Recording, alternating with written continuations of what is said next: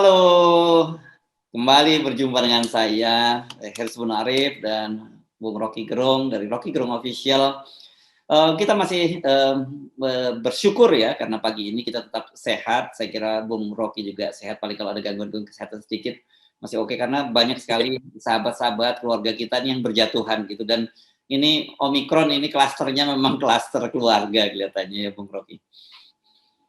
Ya, dan ya akhirnya lingkungan kita masing-masing keluarga melaporkan ada kasus segala macam. Tapi udah kita anggap aja bahwa ada satu fase di mana si Omikron ini mengambil alih si COVID, lalu menjadikan dia viral tapi tanpa gejala yang berat. Tapi tetap kewaspadaan itu diperlukan, dan itu yang harusnya diterangkan oleh pemerintah. Jadi pemerintah harus dengan cermat memberitahu bahwa penularan yang masif ini kalau dia terakumulasi bisa juga sangat berbahaya. Itu yang mesti diterangkan supaya orang nggak lengah gitu. Ya, hati-hati karena di Amerika itu angka kematian sangat tinggi, tapi sementara Denmark kelihatannya udah mulai cuek, udah bebas saja lepas masker, kita berdamai dengan Omikron dan udah dianggap seperti penyakit flu biasa gitu. Kan kita ingat dulu itu janjinya yang akan besar, yang akan banyak di Indonesia itu unicorn. Kok sekarang tiba-tiba yang paling banyak malah Omikron. Begitulah cara kita melihat hidup tuh, dan waspada terhadap Omikron tetap, dan lebih lagi waspada terhadap rampasan hak-hak tanah dari rakyat. Nah, ini menarik nih berkaitan dengan kasus Wadas ya, saya kira bukan hanya menjadi perhatian nasional tapi menjadi perhatian internasional juga. Dan kemarin kan ada jumpa pers itu dari Pak Ganjar sama Kapolda, Kasdam dan juga Kepala BPN. Ganjar menyatakan minta maaf dan dia bertanggung jawab. Tapi kemudian saya membaca di CNN ini disebutkan bahwa warga Wadas ini ogah memberikan maaf. Jadi kira-kira tiada maaf bagi Ganjar. Kami itu bukan tidak merasa tidak nyaman, tapi kami disiksa. Ya itu kesaksian dari warga. Jadi kita tinggal percaya kesaksian warga apa keterangan pers dari Pak Mahfud. Kan Pak Mahfud bilang nggak disiksa.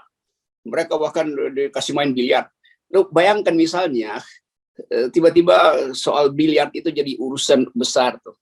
Jadi mau disogok dengan biliar, maaf itu mau ditukar dengan biliar jadinya. Jadi kita lihat bahwa pemerintah ini betul-betul sedang mengendalikan isu tuh. Seolah-olah di situ nggak ada wartawan atau masuk wartawan asing melalui laporan-laporan wartawan lokal. Semua kita lihat peristiwa itu. Tetapi yang diperlihatkan adalah orang main biliar. Kan ini menghina, betul-betul menghina kan. Jadi seolah-olah nggak ada apa-apa gitu. Nah itu yang kemarin juga Pak Mahfud MD dengan gagah perkasa tampil di depan pers lalu menerangkan ini nggak ada, ini hoax, ini buatan pers segala macam tuh. Jadi dia menghina pers di hari pers, kan gila kan? Jadi sekaligus kita mau kasih tahu bahwa dulu Pak Sudomo itu betul-betul kalau lagi kasih briefing itu dia datang dan terangkan keadaan itu. Lalu pers disuruh bertanya sedikit, dia udah tahu pasti dia bisa jawab. Ini Mahfud pers dia hindari, dia takut pertanyaan. Jadi ngapain ada press release kalau tidak ada pertanyaan? Itu pertanda bahwa Mahfud menyimpan sesuatu. Dan dia menyimpan ketakutan dia sendiri. Padahal pers adalah mitra pemerintah untuk mengevaluasi keadaan. Seolah-olah ini negara animal farm yang hanya si tuan aja yang boleh memberi informasi. Jadi informasi itu kita peroleh cuma dari mulut Mahfud. Dan Mahfud tutup segala macam peluang informasi. Yang lain itu adalah buatan, hoax, digede-gedein segala macam. Jadi ini intinya tuh. Padahal kemudian kita lihat rakyat sendiri bilang kita ogah percaya dan nggak mau memberi maaf itu pada siapa? Ya pada Ganjar, pada siapa lagi? Ya pada Mahfud, pada siapa lagi? Ya pada Jokowi lah. Kan begitu logikanya tuh. Walaupun rakyat kecil tetap menganggap bahwa ya ini problem hidup mati dia tuh karena nggak bisa segera disogok dengan bansos. Lalu peristiwa itu seolah-olah nggak pernah ada. Peristiwa baris berbaris, peristiwa bikin tenda, peristiwa penutupan internet, peristiwa pematian listrik, seolah-olah itu hanya dalam upaya untuk mengatakan bahwa itu semua tidak terjadi karena pada akhirnya rakyat main biliar. Jadi bayangkan kedunguan dari komunikasi politik pemerintahan Jokowi. Ini saya bilang menghina pers sebetulnya karena menyalahkan pers. Ya. Dan viral di media sosial gitu. Video dari Ganjar yang dia menyatakan bahwa masyarakat nggak perlu takut, mereka ini mereka datang ini hanya melakukan pengukuran dan sudah ada Komnas HAM dan sebagainya, ini jadi viral dan di situ Ganjar ditertawakan banyak oleh para netizen gitu. Dan memang kemudian orang melihat, nah ini kalau mau lihat Ganjar sesungguhnya lihat apa yang terjadi di Wadas, kira-kira gitu kalau nanti Ganjar jadi presiden. Ya artinya Ganjar nabung dari awal, dia udah nabung kedunguan tuh, karena dia nggak mengerti semua orang punya kamera, rakyat itu punya kamera, dan itu yang masuk ke wartawan. LBH Yogyakarta punya kamera, dan itu sebetulnya seluruh LBH Jawa Tengah tuh ada di situ tuh. Dan seolah-olah Ganjar ini buta huruf terhadap cara informasi menyebar. Jadi dia memang nggak, ya bagaimana mau jadi pemimpin kalau mengolah informasi aja nggak bisa tuh. Bagaimana menjadi pemimpin kalau menengahi situasi aja dia nggak mampu, apalagi mengolah konflik. Karena nanti 2024 ke depan itu konflik akan tinggi. Jadi udahlah, kita lupakan aja kemampuan Ganjar untuk memimpin, karena terbukti dia cuman disodorkan aja dan nggak bisa mengambil konklusi. Dia nggak bisa bikin konklusi bahwa rakyat dia itu, dia prioritas, prima facie-nya adalah si rakyat. Bukan dia dengar keterangan dari Menko Polhukam lalu dia sesuaikan keterangan dia dengan Menko Polhukam. Ini sama-sama sama-sama dungu lah, nggak ngerti cara mengolah informasi kan, atau nggak ngerti bagaimana sumber informasi diperoleh. Jadi itu kesimpulan saya. Menurut saya agak mengherankan kalau Ganjar tidak memahami soal pengaruh media sosial, karena dia sendiri sejauh yang saya pahami orang yang memahami ini, karena kan dia memanfaatkan media sosial ini betul-betul untuk pencitraan dia kan, sampai kemudian disindir-sindir oleh Puan Maharani kan. Anda masih ingat waktu itu ada pemimpin medsos gitu ya disebutnya. Jadi orang sekarang tiba-tiba ingat, Mbak Puan bener dong kalau gitu Pak Ganjar ya, ini cuma pemimpin medsos, karena ternyata dia nggak ngerti realitas yang terjadi di Wadas. Memang Puan Maharani benar sekali, karena kalau misalnya Ganjar tidak dungu dalam soal medsos, dia datang ke desa Wadas dan dia bikin vlog dari situ, saya bersama rakyat, itu pasti viral justru. Karena selama ini kan dia menghindari dari situ kan, karena dia tahu bahwa dia akan dihajar rakyat di situ tuh. Dia mungkin berhitung kalau dia bikin vlog dari situ bahwa Ganjar bersama sepeda misteriusnya itu bersama rakyat Wadas, lalu dia bikin foto dari situ, dari masjid dia pindah ke sawah segala macam. Nah, itu baru namanya pemimpin. Dia akan tunjukkan bahwa Mbak Puan, saya ini ada di tengah-tengah konflik dan saya bisa tangani itu. Nah ini kan cuma pertandingan antara Puan dan Ganjar, dan sekarang Puan menang banyak itu, karena ternyata Ganjar memang cuman bisa foto-foto doang di jalan raya di mana ada tim, dia nggak berani masuk sendiri ke rakyatnya sendiri, bertatapan mata dengan rakyat sendiri.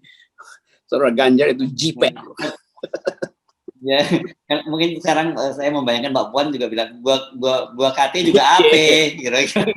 Ya, itu poin besar buat Mbak Puan. Jadi Mbak Puan juga harusnya datang ke situ sekarang kan, buat tekan bahwa ini warga saya loh. Saya pemimpin PDIP dan saya tahu di sini pendukung PDIP banyak dan saya datang. Jadi saya kira Mbak Puan lagi bersiap-siap untuk datang ke Wadas. Itu baru kita lihat bahwa peristiwa politik sedang berlangsung di Wadas. Oke, Morok, ini memang kita kemarin bahas kan, kecaman itu bermunculan. Ya, PP Muhammadiyah itu sejak hari kemarin, sejak tanggal hari kemarin itu kan hari Rabu ya, hari Selasa PP Muhammadiyah sudah mengecam itu kan, NU juga kemudian hari Rabunya juga melakukan kecaman. Dan kalau saya lihat kan culture-nya ini culture NU ya, kalau kita lihat ketika mereka sedang di masjid, kemudian mereka membaca doa-doa, itu saya kira itu culture NU. Jadi wajar kalau NU juga merasa agak terusik dengan apa yang terjadi di Wadas. Betul, ulama itu dia nggak mungkin berbohong itu. Mungkin dalam peristiwa politik petinggi-petingginya bikin semacam siksak politik. Tetapi di bawah itu rakyat NU Muhammadiyah itu diasuh oleh guru-guru agama yang sangat peka dengan ketidakadilan. Karena itu reaksi Muhammadiyah dan NU adalah reaksi rakyat. Jadi kalau misalnya orang semacam Mahfud MD ngerti tentang NU dan Muhammadiyah, seharusnya dia ngerti, dia nggak akan bikin konferensi pers yang konyol, yaitu bicara cepat-cepat dan bahkan dengan emosi menerangkan bahwa ini pers nih yang gede-gede ini. Lalu dia pergi tuh. Begitu pers mau tanya, dia langsung masuk kamar tuh. Ini kan pengecut namanya kan. Bagaimana coba kita mau percaya orang yang bahkan lebih buruk dari Pak Domo dulu kalau kasih konferensi pers tuh. Kan kita tahu dulu Pak Domo orang yang dianggap bengis, tapi dia mau layani pers. Kan di situ intinya. Jadi kita tahu bahwa inilah kualitas. Jadi kita balik lagi bahwa informasi itu pasti beredar melalui jaringan Muhammadiyah dan NU yang betul-betul ini NU dan Muhammadiyah dalam pengertian akar rumput ya, bukan mereka yang ada di tokoh-tokoh yang sering juga bermain politik. Tapi mereka yang mengasuh di akar rumput, ustadz dan guru-guru agama NU Muhammadiyah mengerti bahwa ini harus mereka sikapi, dan sikap itu yang sikap Pancasilais justru. Iya ya. Saya membaca itu kemarahan dari teman-teman YLBHI juga terhadap sikap Pak Mahfud ya, yang bahkan secara keras itu Ketua YLBHI Muhammad Isnur menilai bahwa Pak Mahfud MD itu berbohong. Dan kemudian dia juga bahwa dia menuntut juga Presiden Jokowi harus bertanggung jawab karena ini adalah proyek strategis nasional, artinya proyeknya Pak Jokowi. Meskipun kemudian dikatakan oleh KSP, ya ini harus dilihat dengan secara jernih kasus ini, nggak bisa langsung kemudian kok tiba-tiba semua yang disalahkan Pak Jokowi gitu. Ya, seolah-olah nggak jernih, mata pers dianggap nggak jernih. Muldoko juga ada di dalam komplotan yang sama tuh. Harusnya Pak Muldoko bilang oke, kami akan kirim tim di situ supaya berimbang pemberitaannya. Tapi karena Pak Mahfud udah duluan, dengan sendirinya Pak Muldoko mesti ngikut Pak Mahfud kan. Bahwa Mahfud udah bilang nggak ada masalah di situ, itu adalah buatan doang tuh, dan banyak yang sebetulnya salah gitu. Jadi bagaimana kita mau lihat konsistensi dari komplotan istana ini dalam berbohong? Pasti kita bisa laporin polisi sebetulnya. Jadi sebetulnya kalau dalam masyarakat beradab ini, istana ini udah berantakan. Kalau masyarakatnya beradab, karena dia berbohong memang. Dan itu sebetulnya perjanjian publik kita, perjanjian politik kita adalah setiap pejabat istana harus bisa diverifikasi ucapannya. Cara verifikasi apa? Ya konferensi pers. Justru itu cara verifikasi. Konferensi pers artinya ucapkan statement lalu buka tanya jawab. Sekarang itu tidak terjadi karena itu Muldoko juga ikut-ikutan aja tuh. Ya ini mesti clear. Apa yang nggak clear kalau seluruh video itu udah beredar sampai seluruh dunia. Jadi dianggap bahwa pers itu, LBH segala macam itu, dan seniman-seniman termasuk LSM itu berbohong membuat apa namanya itu video vlog itu tuh itu konyolnya pemerintah. Dia masih ada di dalam Orwellian politics, so, the big brother is watching you gitu kan. Jadi seolah-olah nggak ada demokrasi, dan memang nggak ada demokrasi di dalam Orwellian politics. Oke, Bung Rocky, tapi satu hal sekarang ini selain soal pemerintahan Jokowi, saya kira kita bolak-balik kita bahas. Tapi kita melihat orang itu kan melihat Ganjar itu sebagai next Jokowi, gitu ya. Kalau kita lihat gerakan-gerakan di lapangan, timnya yang mendukung itu adalah Jokowi mania dan sebagai gayanya dia persis meniru apa yang dilakukan, track yang dilakukan oleh Jokowi gitu. Tapi ini kelihatannya tidak terlalu mulus, dan saya sih membayangkan apa yang dilakukan oleh Ganjar dengan terjadi di Wadas, dia seperti sedang membangun istana pasir gitu, yang dia susah payah bangun, tapi dalam waktu sekejap ketika ada ombak hancur semua, ini berantakan. Ya itu karena dia bukan ngutip, apa namanya nih? Lah, atau bukan dia memalsukan identitas dia supaya dia bisa dekat dengan Jokowi kan. Jadi inilah bahayanya kalau Ganjar mau nunggangi cara Jokowi itu. Dan orang melihat bahwa iya memang akhirnya kita tahu bahwa Ganjar itu cuman next Jokowi. Saya kira ini perlu kerja keras. Saya kira kita perlu catatan buat Ganjar ini semacam masukan lah gitu ya. Seluruh dunia, bukan hanya rakyat Indonesia melihat itu, dan apa yang Anda bangun selama ini hancur begitu saja dengan peristiwa di Wadas. Dan ini saya kira perlu para pemimpin lain juga belajar bagaimana berkomunikasi dengan rakyatnya sendiri. Masa dengan satu desa saja nggak bisa bicara dan menyelesaikan persoalan dengan cara yang lebih baik dan beradab gitu. Itu namanya peristiwa yang benar-benar diuji kan. Hanya satu desa Ganjar nggak bisa selesai. Ini ngaconya kan di situ kan.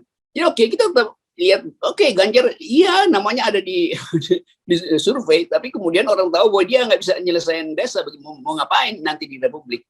Jadi kita ingin agar supaya Ganjar masih ada banyak cara untuk memperbaiki citranya tuh, dan betul-betul datang sebagai orang yang mampu menyelesaikan soal. Kan leader itu artinya nyelesain soal, bukan jadi dealer. Sekarang Ganjar jadi dealer doang antara korporasi, antara aparat, antara investor, antara negara, segala macam. Jadi artinya dia jadi skrup aja tuh. Nah orang kalau mau memimpin dia jadi obeng buat buka skrup, bukan jadi skrup doang gitu. Itu pesan saya buat Ganjar, jadilah obeng, jangan jadi skrup. Obeng itu bisa bongkar pasang sepeda tuh kalau sepedanya rusak. Ya, ya, ya, ya. Ini menarik bagaimana kita saya kira PR besar juga, PR besar sebelum Pak Ganjar keliling lagi ke Indonesia, kita minta coba bagaimana Anda selesaikan persoalan Wadas ini, karena Anda sudah minta maaf dan kemudian siap bertanggung jawab, tapi kata warga ya ada maaf lagi Ganjar. Nah, ini satu paket, kita mau lihat bagaimana peristiwa ini nanti berlanjut jadi persaingan politik. Dan itu bahayanya. Kalau soal Wadas ini akhirnya jadi tempat tokoh-tokoh PDIP terutama untuk saling membypass sesama. Nah, buat demokrasi itu buruk, tapi buat saya itu bagus karena kalau PDIP ribut sendiri itu bagus juga tuh, memperlihatkan bahwa memang kualitas kepemimpinan itu diuji di dalam keadaan krisis. Itu intinya. Ya. Mungkin Ibu Mega udah putuskan bahwa oke, nanti saya mesti bicara pada akhirnya. Kita tunggu juga Ibu Mega bicara karena biasanya Ibu Mega ada insight gitu. Kira-kira begitu. Buat sementara analisis dari FNN. Tadi kan Anda menyarankan Mbak Puan untuk langsung ke Wadas, tapi kita ingatkan ini kadang-kadang ada timnya yang terlampau bersemangat, tiba-tiba nanti masang baliho di sepanjang Wadas, kemudian dukamu adalah dukaku. Jangan sampai terulang lagi. Seperti Semeru ini tips saja ini buat tim komunikasinya Mbak Puan. Iya, saya kira itu ya bagus kita ingatkan Mbak Puan supaya hati-hati jangan salah pasang lagi itu, karena gaya itu bisa menghancurkan lagi reputasi berikut itu. Itu kira apa namanya tuh Ganjarmu bukan Ganjarku gitu. Oke, saya kira teman untuk terutama khususnya warga Wadas kita ikut, tentu kita kalau kita memang betul-betul ikut bisa memahami, bisa berempati dengan persoalan mereka, dan saya kira memang salah satu jalan yang bisa kita bereskan kekacauan semacam ini kalau kita komitmen pada 0%. Betul, 0%. Okay. Dan itu akan menyelamatkan demokrasi. Oke, Bung. Bye.